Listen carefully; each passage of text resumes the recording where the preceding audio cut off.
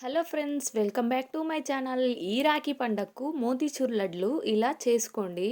నిజంగా బయట దొరికేవి ఏం కలుపుతారో తెలియదు, ఏం చేస్తారో తెలియదు. సో హెల్తీగా ఇంట్లో ప్రిపరేషన్ చేసుకోండి. జస్ట్ హాఫ్ అన్ అవర్లో కంప్లీట్ అయిపోతుంది. నేను చెప్పే ఈ మెజర్మెంట్స్తో చేయండి. టేస్ట్ మాత్రం స్వీట్ హౌస్ లాగా అంతకంటే బాగుంది కూడా. ఇక లేట్ చేయకుండా ప్రాసెస్లోకి వెళ్ళిపోదాం. ముందుగా కప్పు శనగపిండిని తీసుకొని కొంచెం సోడా వేసుకొని ఇలా జారుడుగా కలుపుకోండి. చూడండి, గరిటెతో ఇలా అంటే ఇలా రావాలి. ఈ మిశ్రమంలో కలుపుకోండి.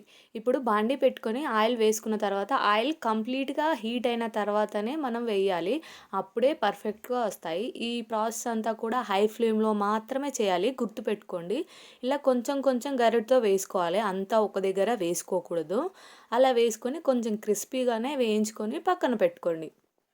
ఇప్పుడు ఈ మిశ్రమాన్ని అంతా కూడా చిన్న మిక్సీలో మాత్రం మిక్సీ పట్టుకోవాలి. అండ్ అది కూడా కొంచెం గరుకుగా మాత్రమే పట్టుకోండి, అప్పుడే టేస్ట్ బాగుంటాయి. సో ఇలా పట్టుకుంటే ఇలా ఈ మిశ్రమాన్ని అంతా ఒక గిన్నెలోకి తీసుకుందాము. ఇప్పుడు నేను వీడియోలో చూపిస్తున్నట్టుగా పట్టుకుంటే సరిపోతుంది, మరీ మెత్తగా పట్టుకోకూడదు, ఎందుకంటే లడ్లు టేస్ట్ అనేది ఉండదు.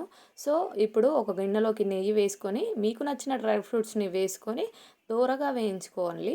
అప్పుడే మంటని లో ఫ్లేమ్లో పెట్టుకొని మాత్రమే ఈ ప్రాసెస్ అంతా చేయాలి, ఎందుకనంటే మాడిపోతాయి డ్రై ఫ్రూట్స్. సో ఇప్పుడు మనం పాకం పట్టుకుందాము. దీనికోసం 2 కప్పుల శనగపిండికి 2 కప్పుల షుగర్ అయితే సరిపోతుంది. నేను 2 కప్పుల కన్నా కొంచెం తక్కువనే తీసుకున్నాను, ఎందుకనంటే నాకు షుగర్ ఎక్కువ ఉంటే తింటే ఒక్కటి తింటే మొత్తం అంతా స్వీట్ అయిపోతుంది. అలా కాకుండా నార్మల్గా కొంచెం తక్కువ తీసుకోండి, అప్పుడే ఒకటి కాకుండా 2 అయినా తినగలుగుతాం. చూసారా, ఇలా 2 కప్పుల షుగర్కి 2 కప్పుల వాటర్ పోసుకోండి. ఇలా లైట్ తీగ పాకం వస్తే సరిపోతుంది. ఇప్పుడు ఇందులోకి నెయ్యి, అలాగే ఇలాచి, అలాగే కొంచెం ఫుడ్ కలర్ కూడా వేసుకొని ఒకసారి అంతా కలిసేలా కలుపుకున్న తర్వాత ఇందులోకి కొంచెం కొంచెంగా బూందీని వేసుకోవడమే.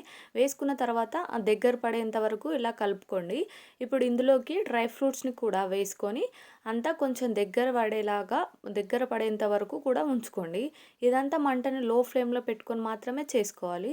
చూడండి, ఇలా దగ్గర పడితే చాలు, స్టవ్ ఆఫ్ చేసుకొని ఇక లడ్డూలా చేసుకోవడమే, అంతే. నిజంగా మా చెల్లి తిని నిజంగా అక్క స్వీట్ హౌస్ లానే ఉంది, నిజంగా ఎంత బాగుంది అని చెప్పేసి కాంప్లిమెంట్ అయితే ఇచ్చింది. నాకైతే చాలా మంచిగా అనిపించింది తన కాంప్లిమెంట్స్ విని.